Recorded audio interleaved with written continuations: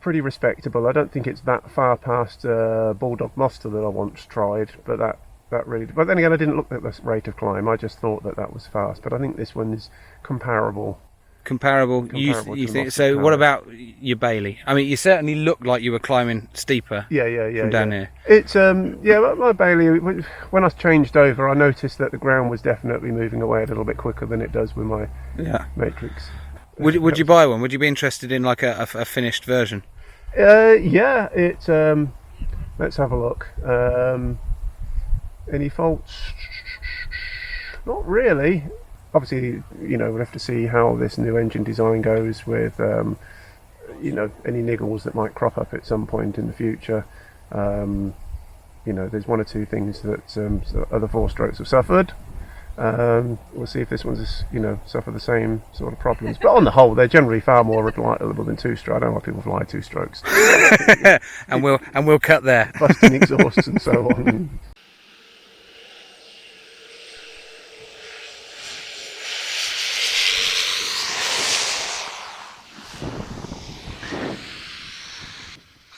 Beckles Radio, DJ Control, that is all canopies down, all canopies down. DJ Control, Beckles Radio, thank you very much indeed. Break, all stations, all canopies down, Beckles Radio. Beckles Radio from Golf Foxtrot 2-2, we'll be starting Paramotor and launching an X5.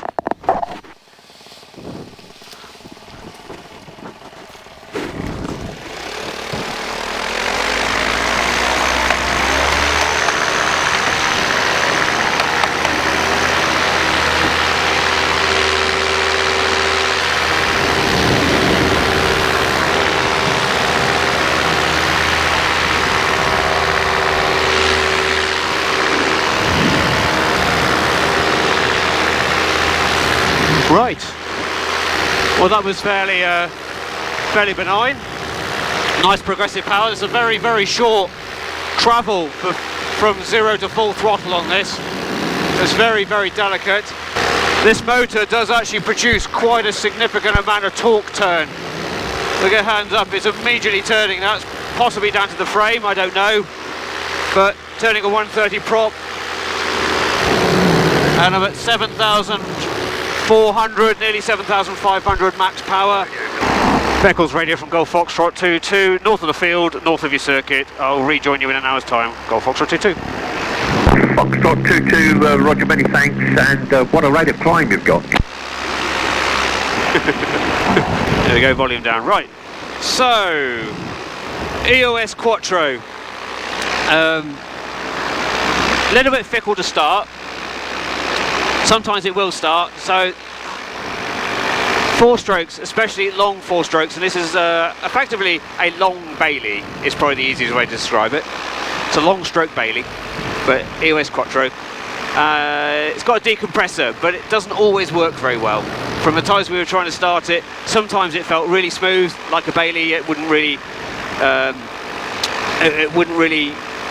bite, and other times it would just bite so hard that it would yank it out of your hand. On climb out, notice that you go to full power and then within about 30 seconds the power starts to back off. Now whether that's because things get hot, I don't know. But this is a development engine, and this is why the engines get pushed out to people to try, because they don't know what's going on with them. But so far it's not that smooth. It's a little bit rough. I'm definitely getting a pounding in the back at the moment. There is definitely pronounced torque, but that is, again, it's hard to compensate for torque when you've got such a high power range. But I am definitely, still climbing. I'm trying to just ease off that power, but because this throttle is so sensitive, it's hard to find that millimetre perfect bit where you're just straight and level. So that's, yeah. So 5,200 RPM on a four-stroke is not bad. What am I doing? 1,400 feet, straight and level. So at the minute, it's a bit of a bumpy day. I've launched at 11 o'clock, and the cloud base is going to be around 2,000 to 3,000 feet. It's very flat bottomed, but quite tall clouds. Had a lot of rain recently, so it's going to be a little bit thermic today. But so I've launched, and I launched at about 10:57. I'm planning to do an hour flight I did a power climb, full power climb out of Beccles to get to 1,000 feet, and it got there quite quickly. It was for about 2 minutes, 3 minutes to get to that. So on the power side, very good, and I was happy with that. Did get a little bit of power fade just after takeoff. Not sure why that is. Within about the first 20-30 seconds, that happened. First 20-30 seconds, the power goes from full to then just, it's like it's not quite on top end. Not quite sure why, but that's what it is. So at the minute, I'm now holding, or trying to hold, a level flight, and it's doing 5,200 RPM in the cruise. So that's me level flight, not climbing, not descending, well, as best I can in these conditions. Coming up on cloud base in a minute. And yeah, so basically I'm going to go for a local bimble around the area. This is where I grew up. And just trying to see how it is. Engine wise, vibration wise, it's definitely a 4-stroke. I am definitely getting that regular drum beat in the back. My Maverick is definitely smoother than this. I don't know why. You know, it's just one of those things. I'm just giving my feedback on the engine. Starting, yeah, depending on its mood, sometimes the decompressor works, other times it tries to rip your hand off. Again, not sure why, but these are beta engines, these are development engines, and this is what the testing process is all about. Yeah, climb, it's got a lot of poke. It's got a lot of poke, this machine, and it really does want to push out. But then again, it's 236 cc, and you would expect something pushing out nearly 28 horsepower to get you off the ground quick, smoothly, and climb away. So what's not to like about that? But again, is it power? What does it give across the range? That's what I want to know about this engine. I feel really privileged to be able to test this engine, and just hopefully give you my feedback. Again, I fly 2-strokes and I've flown 4-strokes for extended periods of time, so I know how they feel and how they should perform. Really pleased with the fuel, with the RPMs. Oh, this is a really dark cloud. So yeah, let's see how this goes. Getting in and out of some thermals. I wonder if I can climb above the cloud. So apologies to those watching, my flight deck is in the way, but I kind of need it today. I need to know where I am in airspace wise, and I also need to know heights and other bits and pieces to keep clear of the air. It's very busy today. Where I'm flying from is an airfield called Beccles Airfield, and they've got a drop plane, auto gyros, microlights coming in, helicopters. It's just one busy place. But it was nice just to be able to progressively put on the power and then climb away. So far I'm actually quite enjoying the RPM seem to be winding down, not sure why, but yeah. So level flight is about 5,000 RPM. 5,000 RPM in level flight. So at the minute I'm on my trimmers in, and so what I'm actually going to try and do is mimic an hour-long flight where I'm not just going to sit at trimmers low, I'm going to go trimmers out. So I'm going to go to about half trimmers on the on my wing. I'm on a Hadron 322, and I'm in the upper mid weight range on that wing. And when I took off, I actually had we'd done it specifically. We measured it and weighed it with dead on 5 litres in. So we know exactly 5 litres in for an hour's flight, and then we're going to measure and see what's in the tank when I get back, and see if that validates the figures on a real world test. Well, I kind of said I was going to go to half trimmers. I've actually thought I'll just go all the way out, and I'm pretty much on the same power setting I was when I was at slow. Now either that's the wing or just the amount of power this thing puts out in its power curve. Yeah, that's 5.455. So about 200-300 RPM above where I was at slow, which actually is really quite good. So what I want to try now is, can I actually climb at full trims? Oh yes, about 400 feet a minute at full power on trimmers fully out, which is actually quite impressive. I'm quite pleased with that.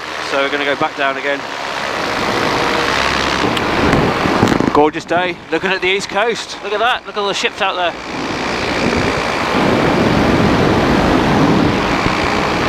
This is the town of Beccles.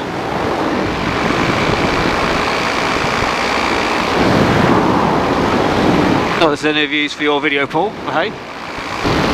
Yeah, so definitely 5.6 in the cruise in clean air. So 400 RPM more, fully trimmed out. But again, that's on my wing, my weight, my configuration. There is definitely more pronounced torque on this motor lower down. I kind of always equate 4-strokes as like the diesel of the flying world, especially in paramotoring. They just chug and truck along. This one's sort of like a souped up diesel, but we just need to see how reliable it is. And that's one of the things that other machines have got. They've got a pedigree behind them. This is obviously trying to do something new. But I'm definitely getting that kind of rhythmic back pounding, which some people pay for in terms of massaging, but you just want a smooth machine for a long flight. So whether it needs more padding in the back of the harness, but there is definitely extra vibration from the engine.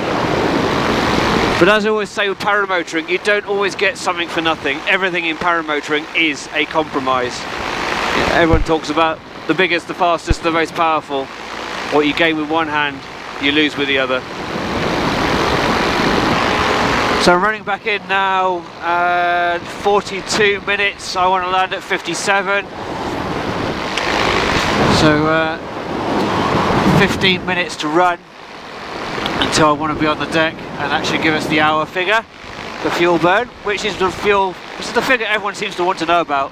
How much does it burn? How fast is it? How powerful is it? There's parachutes in the air. Short final runway 27. And parachute 1 Beccles, roger, surface wind 290 degrees, 7 knots. So we've got a parachute plane that's doing continuous drops in a minute, and I've got to try and deconflict my time with him. Beccles DZ from. So yeah, the machine's been performing fine. It's just ticking over as I would expect any 4-stroke to do. It's just purring away. Okay, I'm on a slight descent power at the moment because I want to come back down. But it's been performing fine. So I hope this information has been useful from my perspective. Again, I just think the engine needs more proving with longer flights, longer hours, different circumstances, full power climbs, sustained full power climbs. I don't want to break it, it's not mine, but I think that they are things that people really do need to see to prove this engine. So I'm going to close this camera and focus on getting back in safely with all the traffic that's going on. Golf Foxtrot 22 is visual based traffic. It will be crossing the active in 2 minutes and we'll do a rapid descent inside the circuit to land at Charlie. Golf Foxtrot 22 Beccles, roger, have your visual, and be advised there's also a helicopter on the ground, currently just rotors running. Hey firm, looking Golf Foxtrot 22.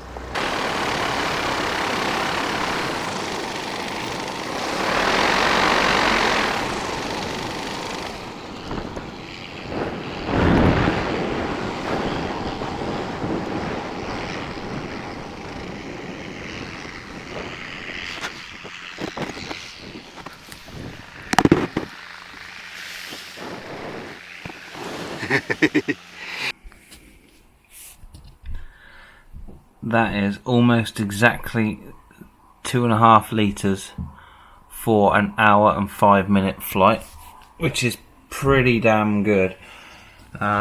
This is the breather. I don't know why that little filter's in it, but there's a definite sign of oil in there, and it's milky, so there's some condensation mixed with it somehow. Doesn't appear to be much, you know, I can't see the oil in the window, which means it's over the top of the window still. I don't know if it'll show on the camera. There's the button. This breather from the top of the head here, it's been a problem on my Bailey, oil coming out this breather. Mine just runs down into a bottle. Used to run inside the cage just down to atmosphere. This one runs over the top here. it's this one here, through this little filter, down the clear tube, and it actually comes out down there into atmosphere. And if I can get my finger on the end of that, there is a trace of oil there. It left a little slick on my garage floor where I had it stood for a few days. Not a lot, just a faint film of oil on the floor. Not sure about the back of my car, I'll have to have a look. But yeah, that's a problem that happened with the Bailey, and it's still with this. If I show you on my machine here, I've got this little catch bottle, if you can see it. There's probably about 20 or 30, maybe about 20 mil in there. The vast majority of that, in fact I'd go so far as to say almost all of it, came out in one 10-minute flight. Following that I went for a half-hour, 45-minute flight, and no more came out. So I'll just catch it in this bottle and, you know, empty it out now and again and top the oil up when I need to. But it's obviously a recurring problem with this engine. I don't know what orientation it's used in, when it's in a scooter or a go-kart or whatever. Inside here there's a little baffle plate and a chain this side of the engine. Chain flings oil against the inside of the cover here, and then there's a small hole which leads through into a gap, and oil can get up there. Inside here, that hole is blocked off. There's still a hole in the bottom, I think, to this side, to let air through and in and out, but obviously oil is still making its way around there. So whatever they end up doing on here, I'm going to end up copying on my Bailey probably. There is some oil, but not a lot. So there you go. 2.5 litres an hour. And most of that flight, Giles said he was trimmed out. It was a strong day over at Beccles. What do we notice? I don't know if we can see in this light. There is some colour change here on this exhaust bracket, which means that's getting hot. It's going to get hot, but will the heat weaken it? I don't know. We also notice some bluing down here on this part, where the paint isn't sticking. So that's getting hot as well. I think the power fade that a couple of people have mentioned is down to heating. But there you go, that's 2 people test flown it. I'm hoping to get up on it tomorrow night for a bit. I won't be able to talk about it as knowledgeably as those 2. I'll just go for a flight and answer all the other questions. See you then.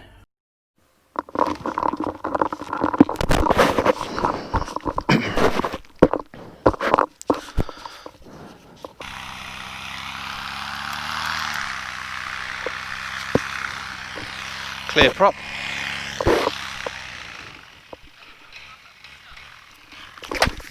Oh, there's that snap.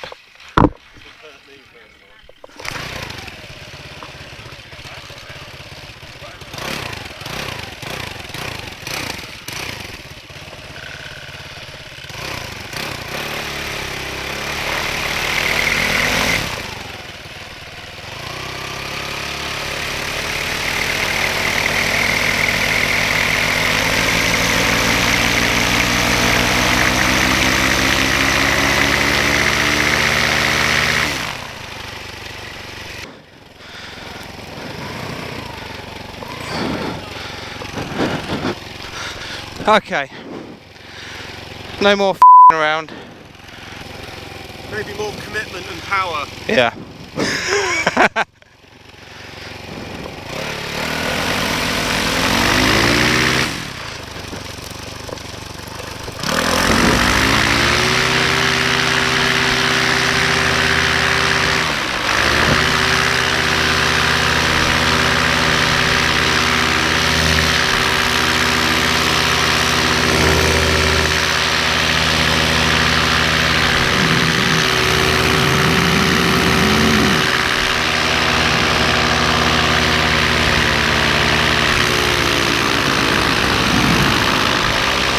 Okay.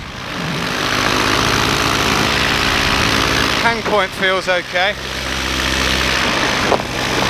Harness isn't right though, I'm not properly in the seat, but it's better than nothing. Okay, yeah, a lot of torque on takeoff, need to be used to it. Let's get into what little wind there is and nail it. Okay. Oh my word.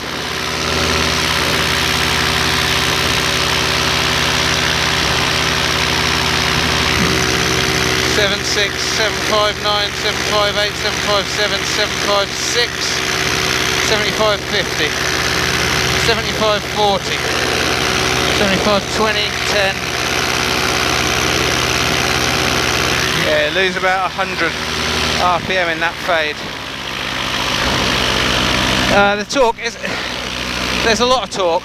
It's a powerful motor, you're going to get that.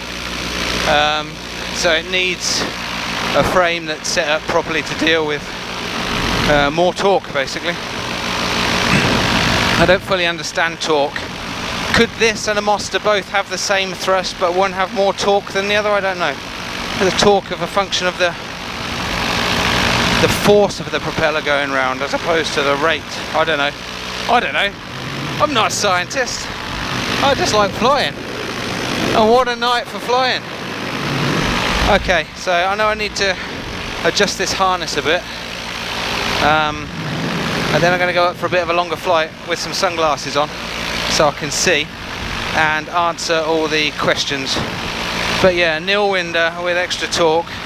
I nearly gave up that launch, and I thought I knew it had the power to get off. I could feel it, and I thought, no, I got my feet in the crocs, but I could still get away with this. Luckily, I did. Okay, but that climb for a Bailey, for a guy who's been flying a Bailey for 2.5 years, is something to behold. 3, 2, 1.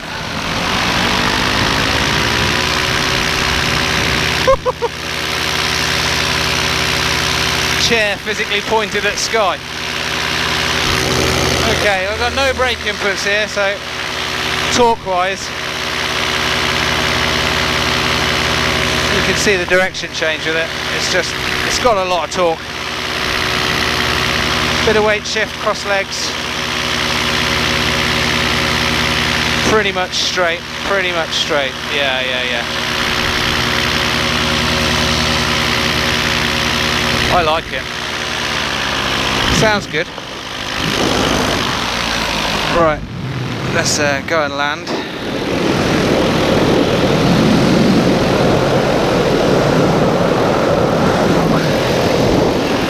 Don't try and show off and do anything stupid. It's like a miniature fly-in happening here.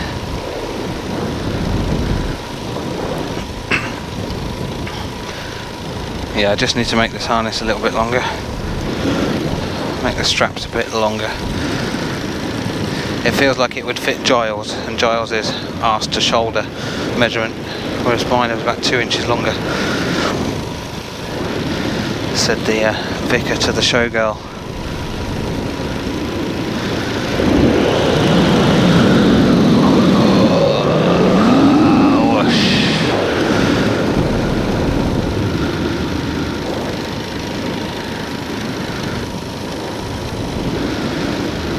Wait for the runway to clear. It's going to be a quick landing because it's pretty nil windy.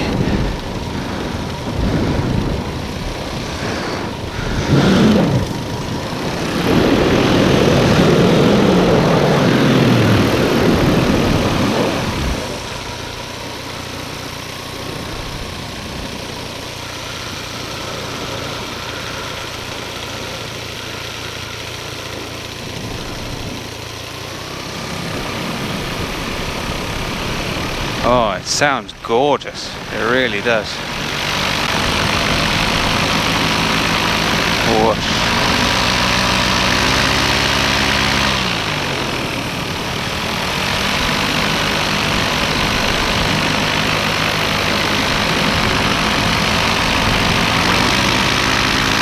Marsden. The field with mysterious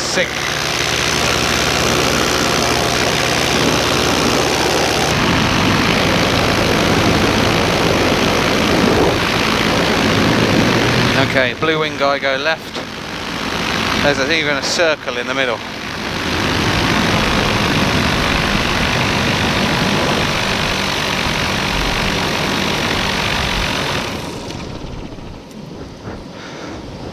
Which I'm going to miss, but oh yeah, this harness.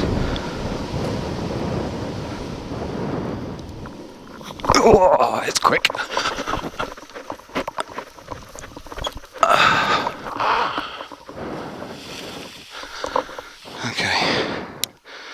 Okay, well I never did get that second flight. I just left it too late to be making noise on someone else's field. I did try, but I had a cravat on takeoff and binned it, and thought better of going flying at that time of night. Right, I'll put the spec sheet on screen in a second, and you'll be able to pause that and have a look at it. It's obviously the motor is in like pre-production, advanced prototype stage, so the spec sheet that I've got could well change, but you take it for what it is.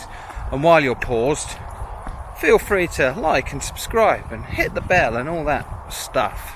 Thank you very much. Okay, there were a load of questions, and I've tried to get answers to every single one as much as possible. These answers, thanks very much for asking all the questions, and the answers came from Robert at WASP Paramotor. I've not had any contact at all with EOS, so Rob is my point of contact basically. I've got all the questions written here, and I'm going to go through them one by one. Hold tight. Is there currently any idea of maintenance or service schedule? Not an extensive guide yet. We only know that the oil needs to be changed every 25 hours. As you'd expect, pre-production, prototype engine, that sort of information hasn't been developed yet, I guess. Is there currently any idea of cost? Dun dun dun. Cost for the engine will be between £3,500 and £4,000 UK. All depends on the exchange rate with the euro to your local exchange rate, EOS being in Austria, I think. Will it be available engine only? Yes. Will it be available worldwide? Yes. What are EOS and their dealers like for after sales customer service and parts availability? That is probably a question better asked of people who own EOS's. Jesus. This answer came from Rob, who is a UK EOS dealer. So take it how you will, but he seems like a nice guy. EOS are very fast, responsive and supportive on after sales service. Easy people to deal with. That is one of the main reasons why WASP are happy to work with them. As a UK EOS dealer, I can say that most WASP customers are very happy with the customer service provided. There you go. Is there a sustained max throttle duration? E.g. Bailey say 5 minutes at max throttle recommended and no more. For the EOS Quattro, yes, we recommend no more than 3 minutes at full throttle. Is there an estimated planned release date?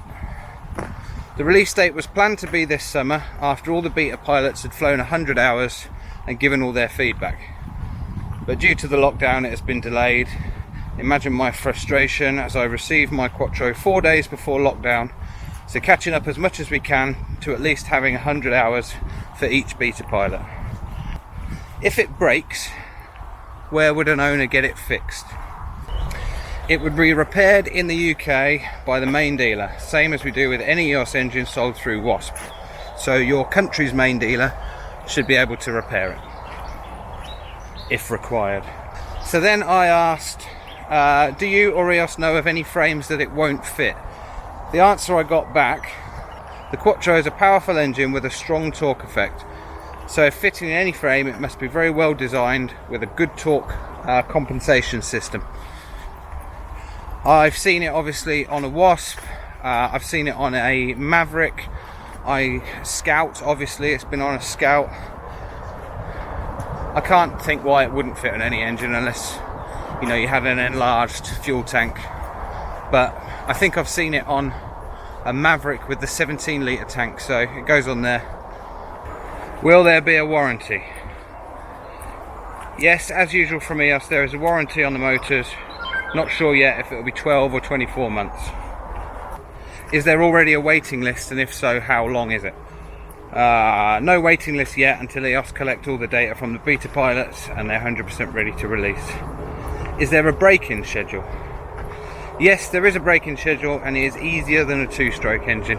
I'm not sure a break-in could be described as easy or difficult, but there's probably less of it with a four-stroke.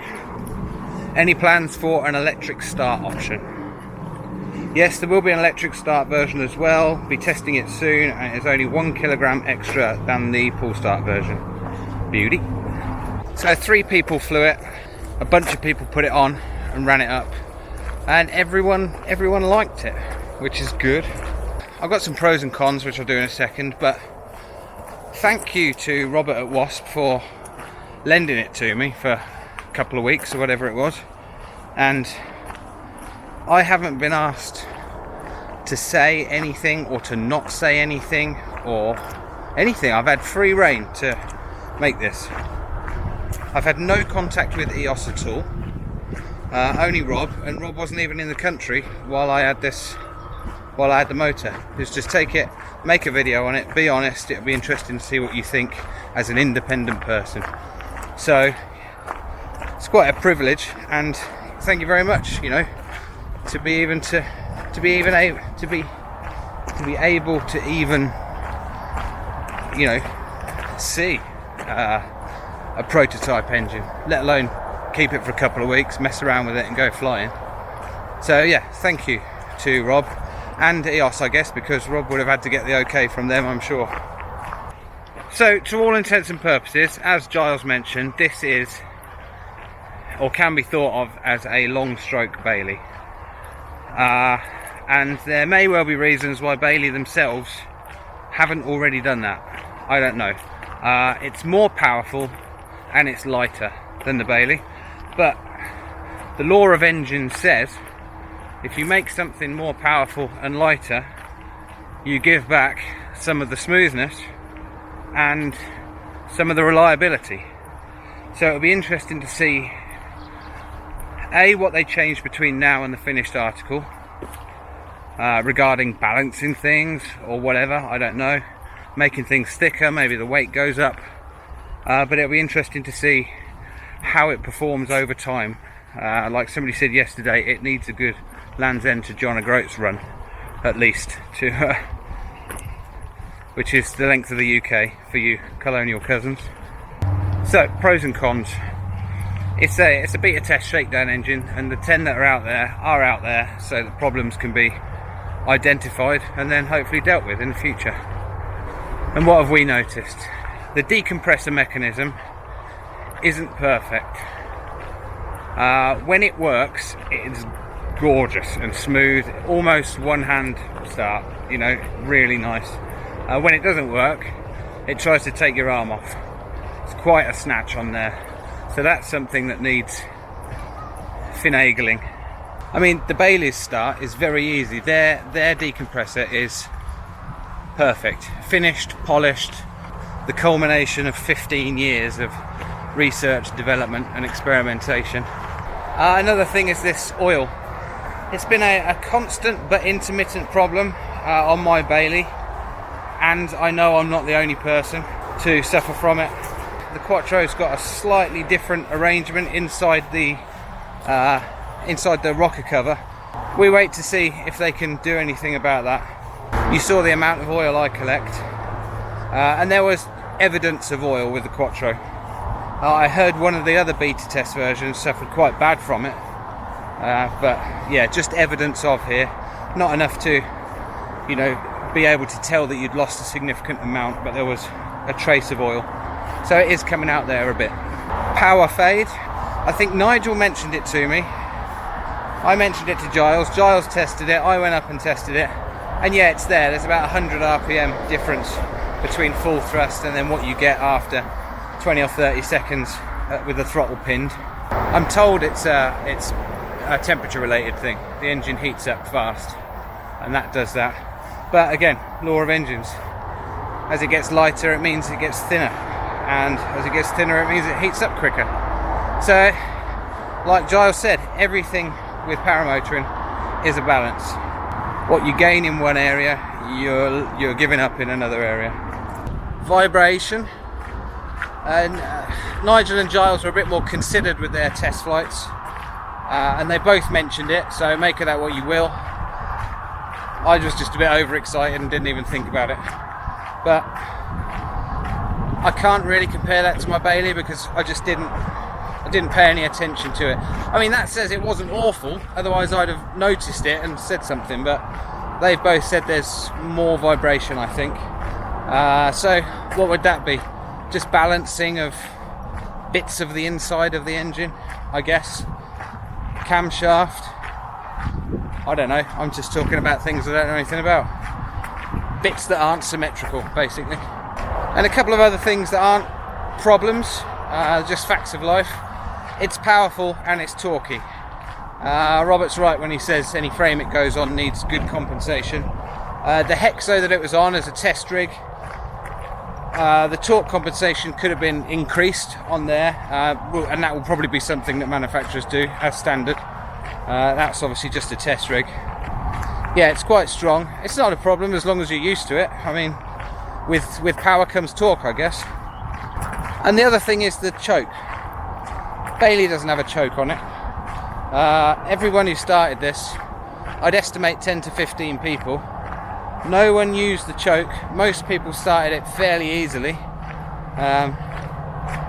Maybe that choke is for like really cold weather. Canadian pilots, maybe it's for you, I don't know, but we never touched it, never used it once. So thanks for hanging around if you're still here. It's quite interesting. It's not completely ready yet, but no one said it has, no one said it is.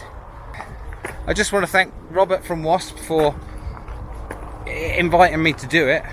EOS for obviously saying yeah, all right then, which I think is quite brave of them, because as I said, I've been told to be honest. I wouldn't say something was good. No money's changed hands, somebody mentioned that yesterday. But, you know, you do get this. I have been asked to say nice things about things I didn't use or believe in, and offered money for it. And I've politely declined on those occasions, because I wouldn't do it. I don't do this for money. You can't buy truth. Thanks very much to Nigel and to Giles for the time and effort they put in. It's helped me out. I'm not the person to go reviewing engines or anything really, because I don't have the depth of knowledge to be able to comparatively review something. So thanks to those guys, and all you lot who sent questions in, thanks very much. And everyone who's put the motor on and run it up and told me what they think of it. I reckon that's about it. In short, I want one.